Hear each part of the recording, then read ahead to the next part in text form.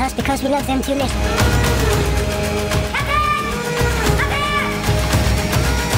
We are no closer to finding who's responsible for this than we were a month ago.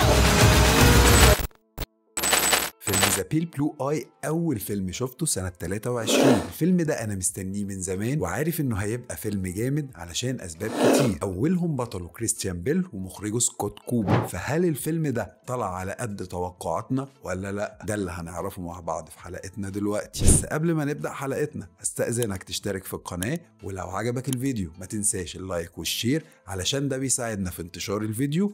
ويلا بينا.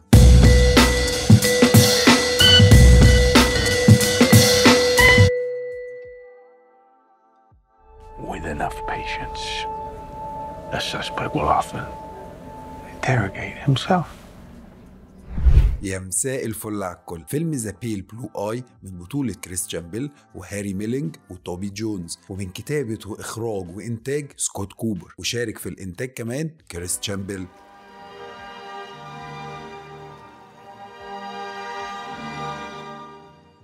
بتدور قصة الفيلم سنة 1830 عن جرائم قتل بتحصل في أكاديمية الجيش في نيويورك، والمسؤولين عن الأكاديمية بيطلبوا المحقق لاندور علشان يحقق في الجريمة الأولى اللي حصلت ويكتشف الفاعل. المحقق لاندور بيستعين بالطالب الذكي جدا بو في تحقيقاته علشان يكتشف الجاني، لكن بتحصل جرائم قتل تانية وبتدور الأحداث المشوقة قوي واللي كلها شكوك في معظم شخصيات الفيلم لحد ما نعرف الجاني في آخر ثانية في الفيلم. أجواء الفيلم وقصته ممتعة قوي بألوان الفترة دي وديكوراتها وملابسها والشخصيات المريبة اللي بنشوفها طول الفيلم، بالذات الشخصيات الرئيسية لاندور وبو والدكتور دانيال، وفي شخصيات تانية مهمة مش هتكلم عنها علشان محرقش الفيلم. ومن الحاجات الحلوة قوي في الفيلم واللي كانت مخلياني قاعد مرتبك طول أحداث الفيلم هو وجود شخصية حقيقية زي شخصية الشاعر إدجار ألان بو. إنك بتشوف قصة من خيال مؤلف لكن جوه القصة دي في شخصية حقيقية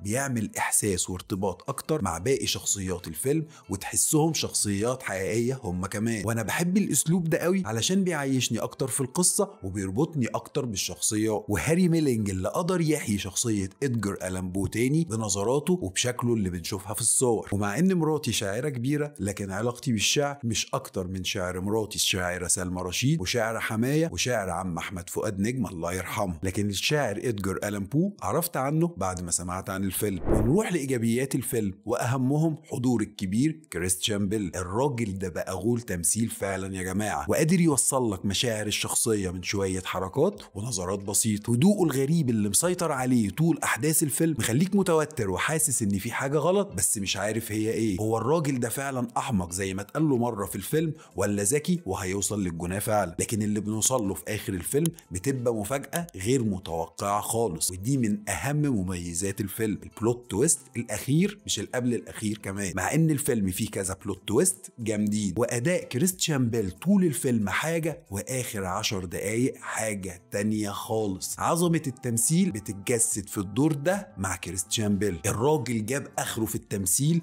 ومثل وهو قاعد على كرسي حرفيا. مشاعر كتير متناقضة قدر يوصلها لنا وهو قاعد على الكرسي من غير ما يقول كلام كتير. يعني الفيلم ده كله لو وحش يكرم علشان آخر 10 دقايق تمثيل من كريستيان بيل. وبالأمانة هاري ميلين كمان اللي فاجئني في الدور ده وكان مبهر بالنسبة لي، وكان أي لقطة ليه بتطلع على الشاشة بيبهرني، حاسس إن الشخصية دي غريبة والممثل راكبه عفرتها. وأعتقد إن أداؤه للدور ده نقلة تانية خالص، وهنشوفه في أدوار تانية صعبة أكتر قريب جدا. ونروح للإخراج والسيناريو. السينماتوجرافي للفيلم ده عظيمة جدا بأجواء الشتاء والتلج والغابات، حاجة فعلا تزود لك جو الغموض اللي مالي الفيلم. والوان الفيلم اللي باهته اللي مفيش لون منور في الفيلم الا لون البدل الزرقاء بتاعت العساكر مش الضباط كمان. والموسيقى والاضاءه حاجه فوق العظمه، والمونتاج كان بيخدم الحبكه وبيقويها كمان. والمخرج سكوت كوبر استخدم تكنيك في الفيلم ده انه بيعيشك مشاهد الخيال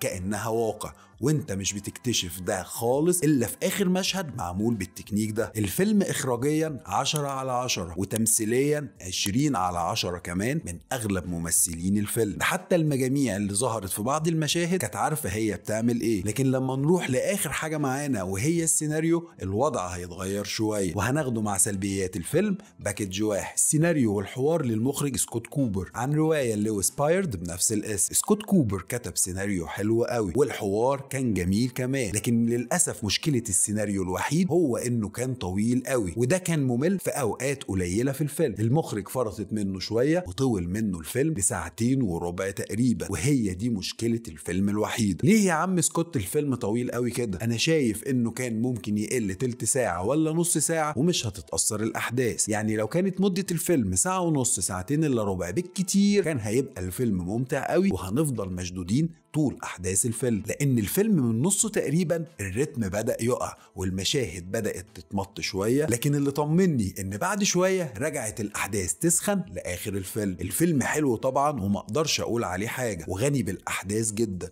والاسقاطات السياسيه والمفاهيم الفلسفيه وليله كبيره سعادتك، بس مش هتحسها قوي علشان معموله بحرفنه. واللي اقدر اقوله في نهايه الحلقه ان الفيلم حلو قوي وفيلم جريمه وغموض شاعري يشدك من اول مشهد. وجود شخصيه بو عامله جو شاعري ورومانسي حلو في الفيلم، واكيد هتفرج عليه تاني بسبب نهايته اللي فيها 2 بلوت تويست تخليني لازم اشوفه تاني على نور. وبكده نكون وصلنا لنهايه حلقتنا. لو عجبتك الحلقه ما تنساش اللايك والشير والاشتراك في القناه، واشوفكم في حلقه جديده في السينما.